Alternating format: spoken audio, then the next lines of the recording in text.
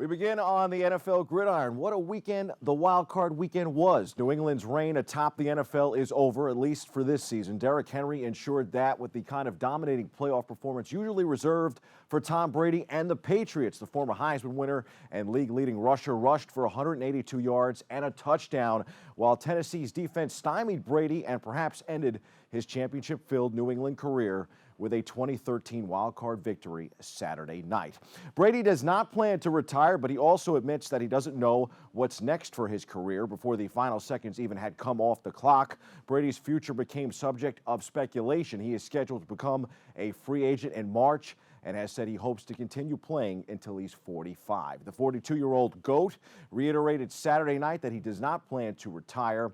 Let the Pats offseason soap opera begin. That could include Patriots offensive coordinator Josh McDaniels. McDaniels is under consideration for 3 head coaching jobs with the Carolina Panthers, Cleveland Browns, and New York Football Giants on the list.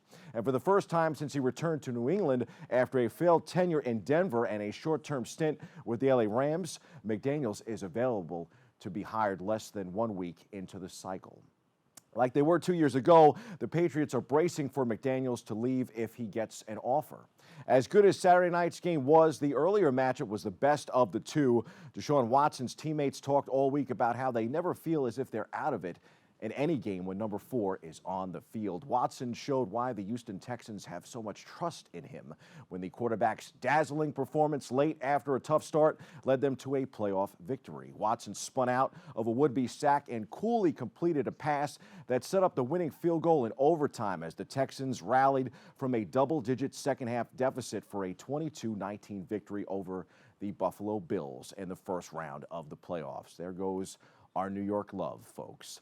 Terrific game, amazing performance by Watson. Must admit, same storyline for Kirk Cousins, and I didn't see that one coming either. After playing it safe heading into overtime, the Minnesota Vikings ended the wild card game on the first possession, beating the New Orleans Saints by making the biggest plays in the biggest moments. The much maligned Cousins hit Adam Thielen for a 43-yard bomb, setting up a touchdown pass to Kyle Rudolph 2 plays later for the win, 26-20 final.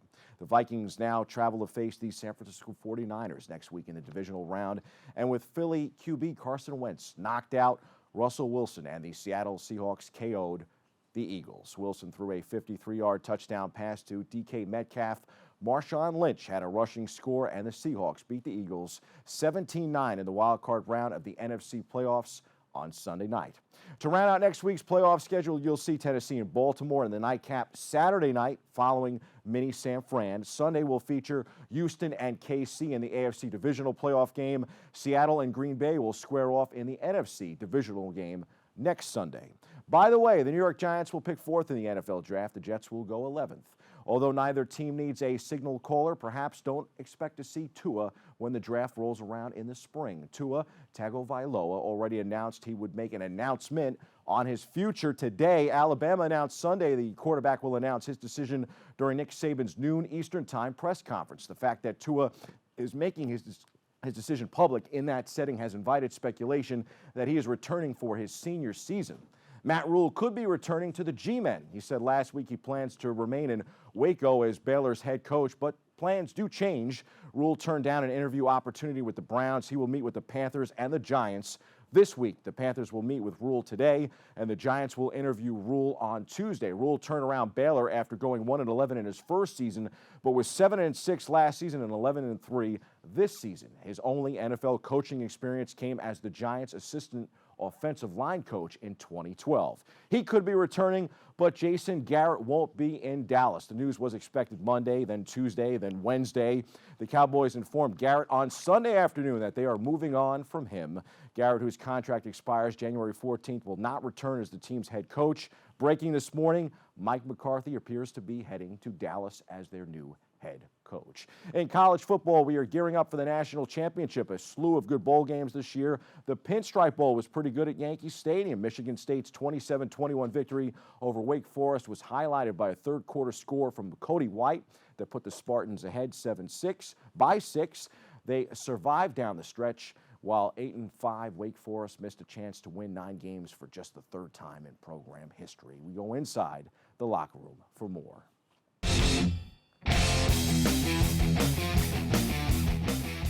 Played very well the second half. Got to come away with shutout in the second half from our defense. First half, we needed to contain the quarterback and blew a coverage for a long touchdown on a trick play, sort of trick play. But I thought our guys were relentless. They asked me to describe how we played. I thought relentless, really, on both sides of the ball. That's not ideal when you get to a 13th bowl game and play against the defense, the caliber of Michigan State. But I was proud of the way that we hung in there. You know, we made enough plays to stay in the game, but not enough plays to win the game. I mean, he pretty much answered the question. You know, going in the second half, you know, those were our goals. You know, to shut them out. They had us in the beginning, you know, with the whole tempo thing. But once we got used to it, I feel like, you know, we had the game in our hands. Yeah, it felt good. Obviously we just want to come out and get a win. To send the seniors out in the right way and to send the guys coming back, give them a little boost going into next year. So it felt really good. The more games, you know, the worse we played, the more games we lost in the middle of the season. It wasn't, you didn't see people quit and you didn't see pointing fingers. You know, you saw people coming together and really working to try to figure this thing out. And you see the fruit of it. We're able to go out.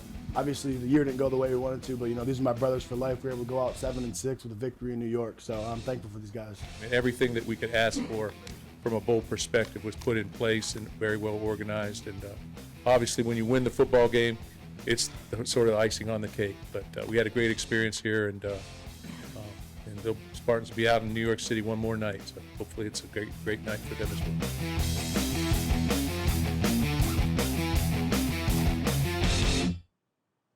Time for some quick hitters. We said on Friday's show that we would detail the game that seemed to turn both New York basketball teams in opposite directions. The New York Knicks beat the Brooklyn Nets on their home court during the holidays. Here's more.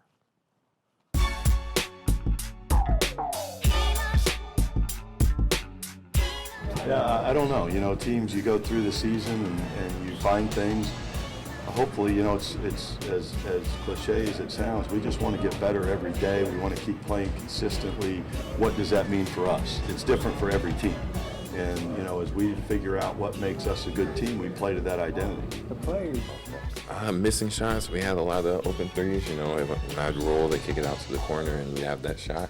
And also, just on their offensive end, they weren't missing. You know, Julius Randle, he had a great game tonight. Credits to him, and we just couldn't stop him. But like, we shot 27% from the field. Like, it'd be different if they came out here and was like really at our head. Like, we played really, really bad. So like laughably bad, honestly. You know, we've had different losses over the years where like I've stood here and been like really serious and like or upset or something like that. Like we shot really, like probably historically bad. I'm assuming, I don't know the actual numbers, but see, well, we're almost at it right. So it's not good.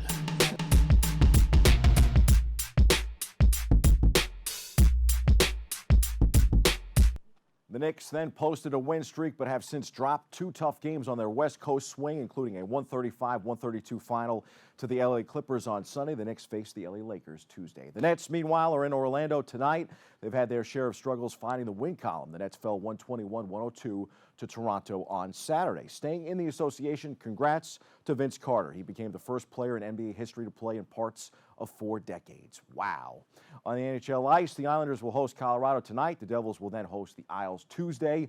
The Rangers will then welcome the Avalanche on Tuesday. Those are the headlines. We hit the C-list for some bull riding.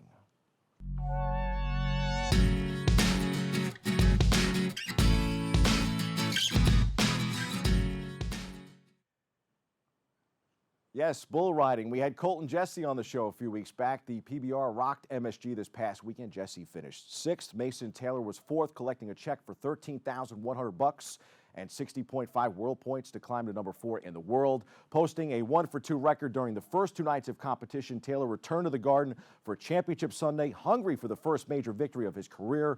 Earlier in the event, Taylor also won the first 15-15 bucking battle of 2020, courtesy of a matching 90-point score on Bill the Butcher. Yes, Bill the Butcher. Here's more. Check this out. Experience of being here at Madison Square Garden? It's insane. I mean, there's been so many great guys and, you know, great fighters, great singers, great basketball players play in this arena. There's so much energy in here, and it definitely relates into my riding. Now you have this terrific start on Friday night. What does it take to win this event over 3 days? Stay on 5 bulls. I mean, if you do that, not everybody's going to stay on 5. If you stay on 5 and do your job, it should work out. Man, I felt great. I was a little rusty getting on some practice bulls at home, but you can't let that phase you when you come here. You got to be mental tough, and so I just rode them like every one of them was going straight, like I should. In front of a record-setting New York City crowd inside the world's most famous arena, Joao Ricardo Vieira delivered a dominant 4-for-4 performance at the 2020 season launch major, winning the Professional Bull Riders Unleash the Beast Monster Energy Buck-Off at the Garden. Very cool sport, definitely worth checking out on TV and live, too. That's your sports. I'm Bobby C.